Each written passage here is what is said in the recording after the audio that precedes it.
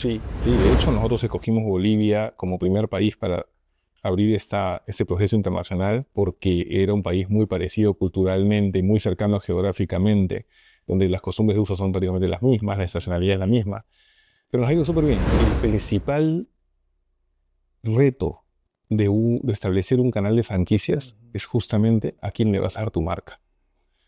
Y nuestra marca es lo más valioso que tenemos. Nuestra marca representa a los 2.000 trabajadores que tiene Tailoy y representa esa esencia de lo que es Tailoy para todos los peruanos. ¿Por qué franquicias? ¿Por qué si Tailoy tenía en esa época 45 tiendas, queríamos un canal de franquicias? Porque nosotros eh, queríamos llegar aceleradamente a las provincias para convertirnos en esa compañía de cobertura nacional, pero sabíamos que teníamos también varios distribuidores en provincias a los que no les queríamos poner necesariamente una tienda Tailoy acá estaba. Entonces, ¿qué dijimos? Oye, ¿qué pasaría si nosotros compartiéramos nuestro know-how con un distribuidor librero y que en vez de poner un Tailoy ahí, él se convierte en el dueño de un Tailoy? Y de hecho así surge el eslogan de la franquicia Tailoy. Tú puedes ser dueño de un Tailoy. Hoy vamos a hablar de algo que muchos empresarios quieren lograr, crecer, pero con control. Nuestro invitado de hoy es un líder de una empresa retail muy reconocida, que empezó siendo un negocio familiar y hoy lidera a través de estatutos corporativos. Nuestro invitado es Óscar Pizarro, gerente general de Tailoy. Óscar, bienvenido a Habla Business. Muchas gracias por la invitación. Es un gusto estar aquí con ustedes. Gracias a ti por tu tiempo, sabemos de tu apretada agenda, es un honor tenerte. Primera pregunta, Óscar, ¿cómo empezaste en el rubro retail? ¿Empezaste primero con Tailoy o ya estabas en otras experiencias previas? No, de hecho, Tailoy fue mi primera experiencia en el rubro retail. Yo trabajé 3 años al inicio de mi carrera en Procter, en Outlook. Estuve en planta principalmente como trainee y luego estuve 12 años en 3M. Pero siempre viendo negocios industriales. Toda mi carrera fue en posiciones de ventas, de marketing, de planeamiento estratégico. Y luego se presenta esta oportunidad de venir a Tailoy con la consigna de desarrollar los proyectos estratégicos de la compañía. Eh, Era una compañía que estaba ya dando sus primeros pasos hacia una transición, hacia una corporación, y había tenido durante muchos años en su gerencia general a unos accionistas. Finalmente entro yo a Tailoy para dirigir estos proyectos estratégicos, uno de los cuales era el desarrollo de un canal de franquicias, así como otros tales como desarrollar el e-commerce, por ejemplo. Y esto fue en el 2015. Al cabo de 3 años se da este gran momento de la sucesión corporativa y yo tomo la gerencia general adjunta en el 2018. Para en el 2019, fines del 2019, tomar la gerencia general, que es la posición que tengo hasta hoy. ¿Qué situación diferente te encontraste de pasar de un mundo corporativo como 3M, Procter, a entrar a una empresa que estaba en transición de negocio familiar a empresa profesionalizada? Es otro planeta, es otro planeta. Yo te digo que las diferencias más saltantes son que en las empresas corporativas, en el mundo corporativo, sobre todo estas gigantescas transnacionales, todos los procesos están sumamente estandarizados. La forma de hacer las cosas es estándar y tú gestionas, pero basado en estos estándares. Y normalmente tu rol es implementar en el país que manejas la estrategia de la corporación global. Tú ejecutas esa estrategia. En una compañía familiar, los procesos no siempre están tan definidos. Las líneas no están tan claras. Los estándares muchas veces están en la cabeza de las personas que han ido trabajando esto año tras año o pasando de generación a generación. Pero todo ese know-how está ahí, pero no está físicamente definido, delimitado, ¿no? Y una de las primeras diferencias que yo encontré es justamente esta, eh, digamos, falta de procesos completamente estructurados, que son los que normalmente permiten que una compañía dé los grandes saltos. Pero a cambio de eso, también había mucha flexibilidad, y eso era algo bien interesante. Las compañías muy grandes, como justamente son mucho más estructuradas, pierden esa flexibilidad. Hay un marco establecido. Claro, las decisiones pues tienen que pasar por múltiples aprobaciones y a veces eso te resta agilidad en el negocio. A mí me sorprendió que por un lado no todo estaba estructurado, pero por otro lado era una compañía súper ágil para tomar decisiones, para digamos, tomar riesgos relacionados al negocio, para pensar en el largo plazo más que en el corto. Un tema que siempre ocurre con las compañías, sobre todo las compañías globales o las que cotizan en bolsa, es que el trimestre lo es todo, ¿no? Muchas veces se piensan los negocios en función a un solo trimestre, mientras que en una compañía como Tyloi, el largo plazo es lo más importante. Y esa es una diferencia fundamental, porque cuando tú dejas de mirar solo los siguientes 3 meses y miras el largo plazo, construyes cosas mucho más grandes. Y la otra gran diferencia que encontré fue que en una compañía familiar muchas veces las decisiones son totalmente centralizadas, ¿no? Entonces, parte de mi rol fue cómo hacer para descentralizar esas decisiones, porque no todo lo que ocurre en una compañía puede depender de una sola área, de una sola persona. Entonces, corporativizar la organización para que cada área tenga su nivel de decisión en el escalón correcto, sin perder la esencia de la compañía ni su cultura, pero a la vez haciéndola más ordenada, y que cada persona trabaje exactamente en su escalón con indicadores de desempeño claros, con métricas de desempeño, con planes estratégicos, planes de negocio, división de canales. Todo eso fue un reto interesante, pero que bueno, ha sido bastante exitoso en los últimos años. Por supuesto. Acabas de mencionar algo importante y creo que es uno de los fundamentos de las empresas familiares, que es la visión a largo plazo. Sí. Pero también profesionalizar, como dijiste, llevarlo a un mundo corporativo le quita agilidad a la operación. ¿Cómo manejaste ese cambio de pasar a la profesionalización, pero sin perder agilidad? Ahí es el detalle. Siempre que me preguntan eso, yo lo que digo es que yo aprendí varias cosas en el mundo corporativo, pero cuando pasé a una compañía como Tyloi también desaprendí muchas cosas. Y ese desaprender también es bien importante. No todo es estandarizable siempre. La flexibilidad es importante. La agilidad es importante. La toma de decisiones es importante. A veces te puedes llevar 4 días haciendo un PowerPoint de 80 slides que se ve espectacular, pero que te sirve para presentar una información que podrías ver en un cuadro Excel y tomar una decisión mucho más rápida. Esas son las cosas que se desaprenden. Entonces, yo creo que el mundo corporativo te da la foto final, es decir, cómo debería verse una compañía corporativa. Pero el cómo llevar la compañía familiar o la compañía local a esa foto es una secuencia de pasos en los que tienes que tener cuidado vital con no hacer un copy-paste, porque los copy-pastes arruinan empresas. Y lo segundo es cuidar la esencia y la cultura. En una entrevista que tuve hace poco, hablamos de que las empresas familiares tienen alma. Y eso es verdad, las empresas familiares tienen alma. Es la esencia que dejan los dueños, la esencia que deja la familia que apuesta por el Perú y que lo da todo. Esa esencia hay que cuidarla como oro. El día que la empresa pierde la esencia, te conviertes en una empresa fría que ya no va a tener esa misma alma que siempre he tenido. Así que es lo que yo más he tenido que cuidar. Entonces, no se trataba de hacer un copy-paste de una estructura corporativa, de una compañía familiar, sino se trataba de sacar lo mejor del mundo corporativo para adecuarlo a una compañía familiar. Ahora, una empresa familiar, como tú mencionaste, las decisiones están centralizadas, generalmente en la familia. Eso le brinda agilidad, pero también hace que cuando quieres implementar cambios, haya resistencia. ¿Cuáles fueron esas decisiones difíciles que tuvo que tomar la familia para empezar a decir, tenemos que ser más corporativos, más estructurados? Yo creo que eso que tú has mencionado es el secreto de que una compañía familiar logre una sucesión corporativa exitosa. Es el momento en el que tú decides, como dueño de una compañía, que ya es momento de plantear una sucesión corporativa, que ya es momento de que se independicen claramente las líneas entre lo que es de la empresa, lo que es de la familia y el negocio. Y las familias van creciendo. Entonces es importante que en algún momento se tengan estos protocolos familiares y estos planes de sucesión. Las empresas familiares, efectivamente, como durante mucho tiempo han tenido, yo no solo diría un mismo jefe, sino un padre, un patriarca, que es como normalmente funcionan las empresas familiares, son empresas que se han acostumbrado durante muchos años a depender de esta guía, estas decisiones. Y eso no está mal. Pero sí es cierto que a veces hay resistencia al cambio.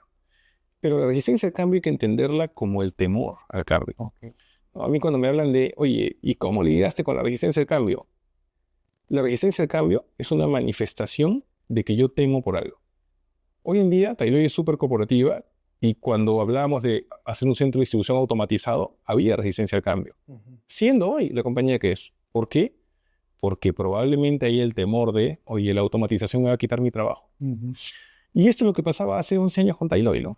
Oye, todos estos cambios, ¿cómo me afectan a mí? ¿Ya? ¿Voy a perder mi trabajo? ¿Será que me van a pedir que haga cosas que no sé hacer?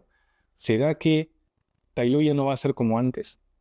¿Ya no voy a venir feliz a mi compañía? ¿Será que dejaré de ver al dueño que toda la vida fue mi guía y mi mentor? Y eso es lo que hay que cuidar. En una transición corporativa, la sobrecomunicación a la gente de cada paso que das y de que tú no tienes una intención de cambiar Tailoi. Lo que tienes una intención es de pulir un poquito Tailoi para que todos crezcamos, es importante. Las personas que hoy están en Tailoi han visto que durante toda esa transición nadie se fue, todos crecieron, hubo mucho más puestos de trabajo, una meritocracia completa, hubo mejores ingresos, más beneficios, más tiendas, ahora somos 2 países, más oportunidades para crecer. Y en el caso de los almacenes, por ejemplo, yo fui bien claro en decir siempre, la automatización no va a reducir un solo puesto de trabajo. Solo va a hacer que si tú ayer hacías un trabajo manual y cargabas peso, hoy puedas dirigir un sistema para que haga esas cosas. Pero vas a estar detrás de la dirección del sistema. O vas a poder estar en una posición frente al cliente, evitando trabajos manuales que antes eran de trastienda y no frente al cliente. Hoy en día las fachadas las diseñamos todas con inteligencia artificial. Wow. Y no hemos reducido una sola posición de diseño. ¿Por qué? Porque nuestros diseñadores hoy ya no se matan haciendo fachadas, sino que están pensando en qué quieren que comunique cada banner que hacemos. Entonces, la automatización no debe reducir puestos de trabajo. Lo que debe hacer es que la gente esté enfocada en puestos más estratégicos. Si al final, en toda esta transición, tú haces siempre las cosas de la manera correcta, generas un ambiente de trabajo justo y te encargas de atender esos temores de tal forma que la resistencia al cambio se transforme en una aceptación de los cambios como una oportunidad, las cosas van a salir bien. Muy bueno. Ahora, tú entraste primero como gerente de proyectos estratégicos. Sí. Y dentro de ese rol, Lo que sea que eso signifique, ¿no? Pero un puesto extraño. ese año, pero me imagino que es impulsar nuevas áreas, nuevas líneas, innovaciones, y dentro de eso fue las franquicias. Efectivamente. ¿Cómo llegaste a esa estrategia? Cuando yo entro a Tailoi, nuestro accionista tenía ya la intención de profesionalizar la compañía y de hacerla corporativa. Pero ¿cómo hacíamos esto? ¿Cuál era el punto de partida? Entonces había que armar un plan estratégico. Y ese plan estratégico tenía unas prioridades estratégicas de cómo él veía la compañía, la pusimos ahí es donde entro yo. Mi rol era trasladar o transformar esa visión en proyectos estratégicos tangibles que pudieran hacernos llegar a ese objetivo. Ese objetivo era ser una compañía omnicanal, una compañía que sea destino en las principales categorías que atendemos y convertirnos en una marca querida y admirada a nivel nacional. Eso es lo que queríamos hacer en esa época.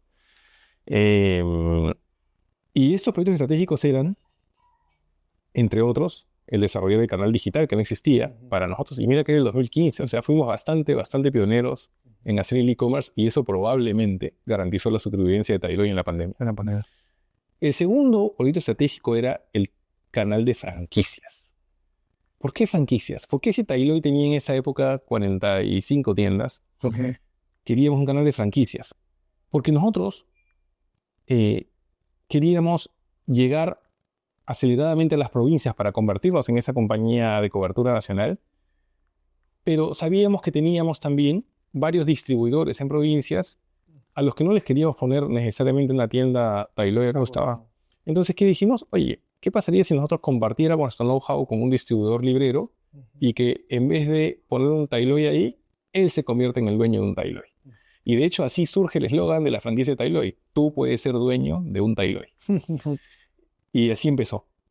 Lo que pasó después fue puro aprendizaje. Wow. Fueron esas cosas que no ves de lo que la vas viendo en el camino. Efectivamente, nuestro primer franquiciado era un distribuidor de librerías de la ciudad de Piura, que hoy en día ya tiene 3 franquicias. Pero nuestro segundo franquiciado no fue un distribuidor librero, fue el dueño de un colegio que dijo, oye, si yo ya estoy en el mundo de la educación y ya brindo el servicio de educación, ¿por qué no podría tener un Tailoy para venderlos a los alumnos de mi colegio y a otros? Esa oportunidad no la vimos, pero ahí está. Y tanto es así que el tercer franquiciado fue otro dueño de un colegio. Wow. Hoy en día, los franquiciados se dividen en 3 grupos. Se dividen en distribuidores que antes veían un negocio de librería, pero que se han convertido en dueños de su propio Tailoy, dueños de servicios educativos, o sea, colegios, y empresarios independientes que incluso son dueños de otros tipos de franquicias y que han decidido también apostar por la franquicia de Tailoy. Wow. En este punto ya de la expansión con franquicias, sabemos que es clave el franquiciado. El franquiciado debe tener un perfil, siempre hablamos. No puede ser alguien que solo tenga capital. ¿Qué otros valores o elementos crees que es importante a la hora de considerar una persona que quiere adquirir una franquicia, en este caso Tailoy? Yo creo que el principal reto de establecer un canal de franquicias es justamente a quién le vas a dar tu marca. Y nuestra marca es lo más valioso que tenemos. Nuestra marca representa a los 2.000 trabajadores que tiene Tailoy y representa esa esencia de lo que es Tailoy para todos los peruanos. Entonces, hay que ser muy selectivos con los franquiciados, porque les vas a dar tu marca. Entonces, cuando tú dices, ¿qué buscamos nosotros como compañía en un franquiciado? Primero, es bien importante que quienes vayan a ser dueños de una franquicia de Tailoy compartan los mismos valores que Tailoy. Pero nosotros sí profundizamos mucho en conocer a las personas que les interesa Tailoy. Hacemos entrevistas casi como si estuviéramos contratando a un gerente de la empresa. ¿Por qué? Porque tienen que tener esa misma esencia. Segundo, buscamos franquiciados que estén interesados en meterse al negocio de lleno. Es decir, gente que sí quiere estar todo el tiempo en la tienda manejando el negocio. Porque estos negocios, por más que tengas la marca Tailoy, necesitan del ojo humano.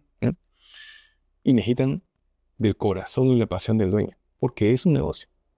Les podemos dar el estándar, el retail, el sistema, el know-how, la exhibición, el producto. Pero al final los negocios los hacen las personas.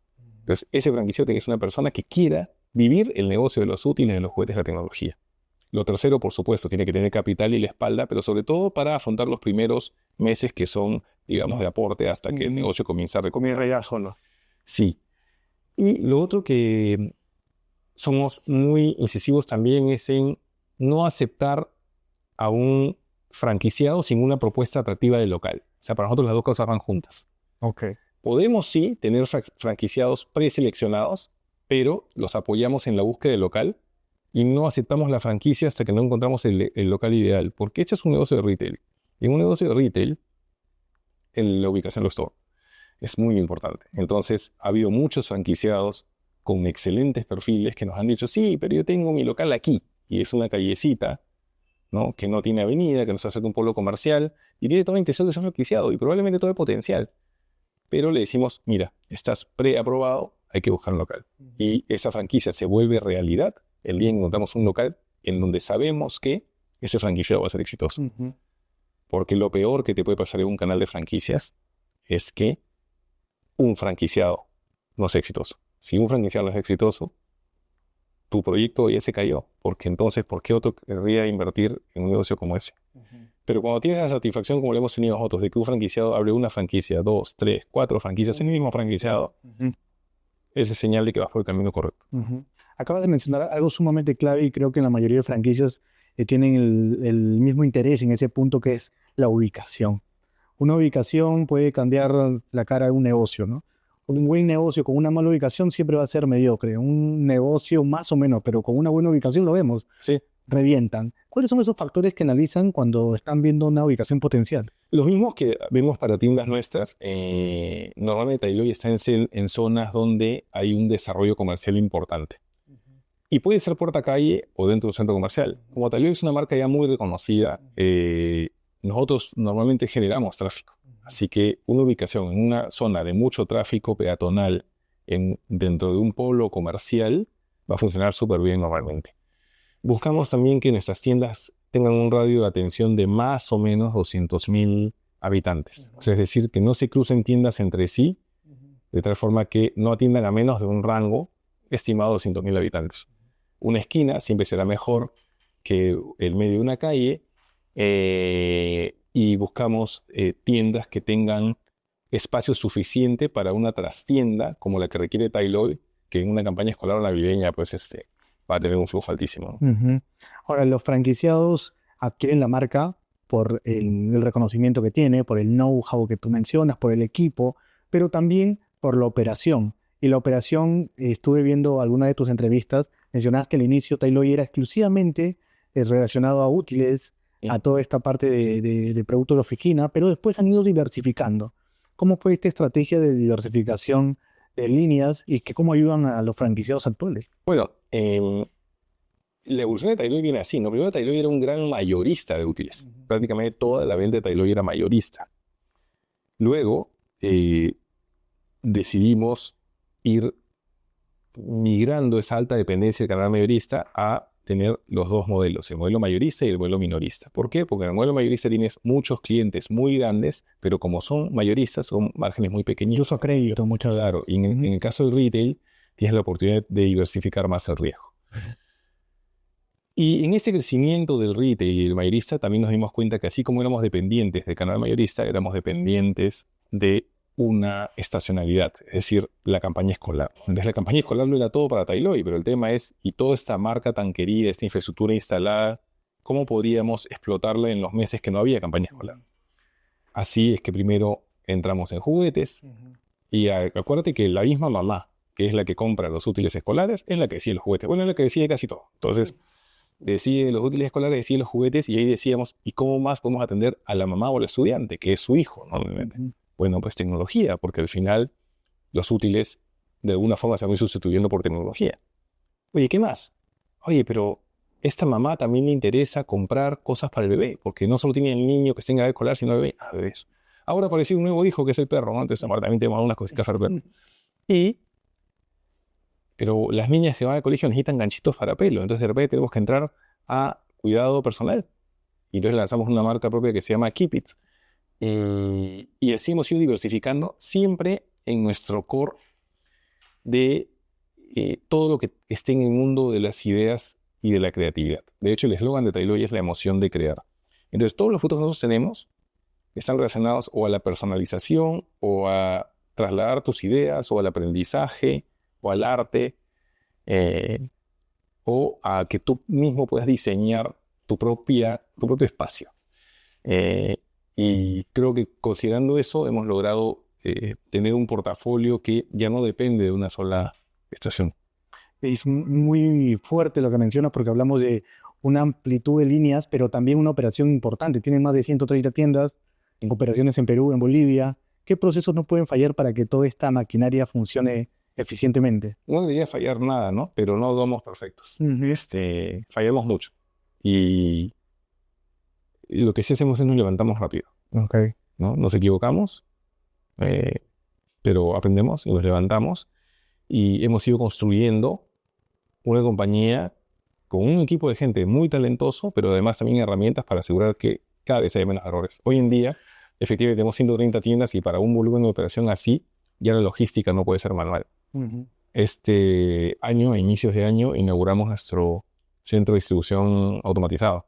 De hecho, ya todo nuestro picking de operaciones es completamente robotizado y tenemos un centro de distribución enorme con tecnología de punta y sistemas de punta para atender la cantidad de pedidos que hoy atendemos. Se trata también de profesionalizar a la gente. O sea, así como la tecnología va creciendo, tienes que ayudar a que la gente vaya aprendiendo cómo usar esa tecnología. Hoy en día ya estamos metidos en proyectos de inteligencia artificial. Y claro, tienes que no solo adaptarte al mercado, sino lograr que tu servicio sea diferenciado. Para que ese servicio sea diferenciado y finalmente redunde en una experiencia de compra memorable, necesitas tener toda una capacidad detrás. Que en el caso de Tailoy, la clave es la logística. Ok, muy importante. ¿Y la inteligencia artificial cómo entra ahí? La inteligencia artificial entra en todos lados. Realmente creo yo que la inteligencia artificial es un concepto que ahora todo el mundo menciona, pero tratando de simplificarlo, se trata de encontrar casos de uso en donde tú puedas convertir procesos que antes hacías de manera repetitiva, operativa, manual, en algo que una herramienta pueda hacerlo y tú solo tengas que supervisarlo y así dediques más tiempo a crear y menos tiempo a operar. Ejemplos son las fachadas. Otro ejemplo es las listas escolares. Por ejemplo, hoy en día en la web de Tailoi, tú puedes agarrar y adjuntar tu lista escolar y un sistema de inteligencia artificial lee la lista escolar y lo traduce a productos. Entonces, eso antes lo hacía una persona. Pero hoy en día esa persona puede estar haciendo mejores contenidos en vez de estar haciendo este trabajo manual. Eso es... ¿Qué aprendizaje justamente en lo que has estado implementando en el mundo del retail, en el mundo de Tailoi, podría ayudarle a cualquier empresario de otro rubro? Mira, lo primero es la perseverancia. O sea, tú no vas a tener un éxito en un negocio si no estás siempre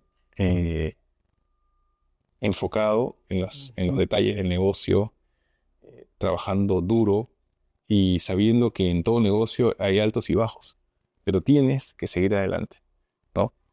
Lo segundo es esa atención a los detalles. En empresas como Tailoi necesitas mucha atención a los detalles. Lo tercero es que nada funciona sin pasión por el cliente. O sea, si tú no tienes un negocio montado sobre las bases de que el cliente es lo primero, no va a funcionar. Y lo cuarto es que hay alguien que hace que todo funcione, y es la gente. Entonces, si tú no tienes un equipo de gente motivado, bien entrenado, talentoso, comprometido y sobre todo alineado con la visión de la empresa, también estás destinado al fracaso. Y el franquiciado tiene que compartir esos mismos valores, esa misma visión. De todas maneras. Y basta con compartir los valores, porque el resto lo puede aprender. Pero tiene que tener esa motivación de tener un Tailoi tal como nosotros lo hubiéramos tenido. Perfecto. Ahora, sabemos que viene el franquiciado ya con estos valores después de las entrevistas. ¿Cómo te aseguras para que él reciba todo este know-how? ¿Qué tipo de programas de inducción, capacitación? Hay todo un estándar. Para eso hay un equipo de franquicias en Tailoi que se encarga de eso, del entrenamiento, y no solo entrenamiento previo a la apertura de la franquicia, sino el acompañamiento en los primeros meses. Y de hecho, después viene la supervisión permanente. El franquiciado tiene que saber que es la misma experiencia en todos lados. Como cualquier franquicia exitosa, ¿no? Si tú vas a un McDonald's, tienes que tener... Cualquier McDonald's tiene que saber igual y tiene que verse igual. Claro, y el público no tiene que saber la diferencia. Este es franquicia, no, este es un local. Que ser transparente. Si me seguíamos a mis canales. Claro, porque incluso hemos escuchado comentarios de a veces personas que en su desconocimiento dicen, bueno, aquí este es franquicia, atienden diferente. No debería ser eso. A mí me han dicho no solo eso, peor es aún. Yo el otro día estuve en un establecimiento comprando unas cosas para la casa y yo le dije, señorita, pero en el otro local sí tienen todo esto. Y me dijo, no, es que nosotros somos franquicia. O sea, peor, ¿no? Peor porque ahí te das cuenta que hay una falla en el modelo de franquiciante, porque no está logrando hacer que la franquicia sea una réplica exacta, totalmente transparente al consumidor de tu modelo de negocio, sino que has creado una tienda diferente con el mismo nombre. Y eso está fallando no solo la definición, sino el concepto en sí mismo, porque la franquicia es una réplica de un modelo ya exitoso. Sí. No debería ser diferente. Correcto, y además podrías perder el estándar, ¿no? Porque imagínate que un cliente se lleve una mala percepción del servicio en una tienda franquiciada sin saber que es una franquicia. Eso afectaría la reputación de Tailoi también. ¿Qué piensas que debería tener sí o sí una marca que quiere dar el paso a franquicias, pero debe trabajarlo primero esos elementos? Lo primero es que tienes que tener una marca bien reconocida. O sea, yo en algunas compañías que me han hecho esta pregunta sobre si ya están listos para franquiciar, yo creo que no puedes franquiciar. Cuando tú franquicias estás vendiendo un know-how y una marca, ¿no es cierto? Un modelo de negocio. No puedes franquiciar si no tienes una marca que sea muy reconocida. Número uno. Número dos, la franquicia justamente implica esa replicación que decías, ¿no es cierto? Entonces tú tienes que tener un modelo sumamente estándar, ordenado, que tú puedas decir, ok, este modelo ya existe aquí, lo hago aquí y lo hago aquí y lo puedo hacer en cualquier otro lado, de tal forma que se vea exactamente igual. Entonces tienes que prepararte para la franquicia. O sea, no es que tú decides franquiciar un día y por eso vas a tener una tienda exactamente igual a la que tenías al día anterior. No, hay que prepararse para eso. No es algo menor. No, Es incluso una estrategia a largo plazo que puede beneficiar o impactar negativamente. Sí, y se aprende también en el camino, ¿ah? O sea, es importante asesorarte aquí en el Perú hay consultoras importantes de franquicias, es importante que eh, busques a otras empresas que ya hayan hecho franquicias, que estudies el mercado y que también te analices a ti mismo. O sea, qué tan capaz eres de mantener un mismo estándar al momento de abrir la nueva tienda. Totalmente, totalmente. Ahora, la experiencia con Bolivia, sabemos que es un mercado cercano tal vez en costumbres por ahí, pero tuvieron aprendizajes en esta internacionalización. Sí, sí, de hecho nosotros escogimos Bolivia como primer país para abrir este proceso internacional porque era un país muy parecido culturalmente, muy cercano geográficamente, donde las costumbres de uso son prácticamente las mismas, la estacionalidad es la misma. Pero nos ha ido súper bien. De hecho, el pueblo boliviano nos ha recibido súper bien. Tailoy hoy día es una marca bien relevante en Bolivia, en tan solo 2 años y medio de existencia allá. Y ya tenemos 3 tiendas y 2 almacenes. Entonces, son casi 40 empleados. Y justo esa semana fuimos reconocidos como uno de los mejores empleadores de Bolivia. Así que vamos bien. Felicidades. Gracias. Y con respecto a ese tema de la franquicia, ¿cuál es la visión ahora para este 2026 y para lo que viene? Nosotros no estamos buscando, digamos, muchos franquiciados. Lo que quisiéramos crecer es en muchas franquicias con los mismos franquiciados y si tenemos nuevos franquiciados, estar bien seguros de que sea el franquiciado correcto. Entonces, a veces me preguntan, oye, pero si ustedes tienen un modelo de franquicia bien desarrollado, ¿por qué no has abierto muchas más tiendas? Por lo que hablábamos hace un rato. Porque para nosotros es muy importante a quién le vamos a la marca. Entonces, por supuesto, el canal de franquicias sigue abierto, pero protegemos a nuestros franquiciados y también buscamos franquiciados del mejor nivel siempre. Buenísimo. Sé que vas a estar como speaker en el Congreso Internacional de Franquicias en los SIL. ¿Qué temas nos vas a compartir en ese momento? Sí, he recibido la grata invitación de participar con ustedes con una ponencia. Vamos a hablar sobre la omnicanalidad y el franquiciamiento justamente como ventajas competitivas, contándoles el caso de Tailoy. Buenísimo. Para terminar, ¿qué aprendizaje o qué recomendación le darías a ese empresario familiar que tiene su negocio ya años, quiere dar el paso, quiere seguir creciendo? ¿Qué le recomendarías que haga? Lo primero es que tiene que tomar una decisión muy firme. Ujú, Eh, si tú como empresario dices, estoy firmemente comprometido a empezar una asociación corporativa, que esa asociación puede ser con terceros o dentro de la misma familia, es bien importante que estés dispuesto a realmente iniciar ese proceso y delegar. No puede ser un proceso en el papel, pero donde en la práctica no haya cambiado nada. ujú, Lo segundo es que todo el proceso parte por un protocolo familiar. Tiene que definirse un protocolo familiar, es decir, las reglas claras en las cuales justamente se delimitan esos 3 mundos que te decía de la empresa, la familia y el negocio. Y lo tercero es que normalmente para una empresa familiar es difícil hacer esto sola. Entonces necesitas de un especialista que los pueda acompañar en el proceso. Porque a veces estos temas son delicados, tabú para la familia, ¿no? ujú, Pero también hay que entender que uno no es eterno. ujú. Y entonces la continuidad del negocio depende de ese plan de sucesión. Sí. Hay una estadística que dice que más del 90% de las empresas familiares no llegan a la segunda generación. Sí, tiene que ver con la sucesión, tiene que ver con que a veces el dueño espera pues que sus hijos continúen el negocio, de repente los hijos crecen y no quieren saber nada del negocio. Tiene que ver con que a veces la decisión se toma de manera muy tardía. Y tiene que ver con que a veces también no hay la firme decisión de delegar en un nuevo equipo administrador en la empresa. Wow. Para terminar, si tuvieras que resumir toda esta experiencia en Tailoy en una sola frase, ¿cuál sería? Yo diría pasión por lo que hacemos. Ujú. Buenísimo, buenísimo. Oscar, gracias por compartirnos las estrategias que tienen que hacer una empresa para crecer, pero para crecer bien. No solo hablando de la marca, sino lo que está detrás, la logística, las personas, la pasión por lo que haces. Y te agradecemos por tu tiempo, por estar aquí en Habla Business. Gracias a ustedes, es un gusto. Gracias a todos por habernos acompañado en este episodio. Hemos estado con Oscar Pizarro, gerente de Tailoy, y nos vemos en la siguiente vez.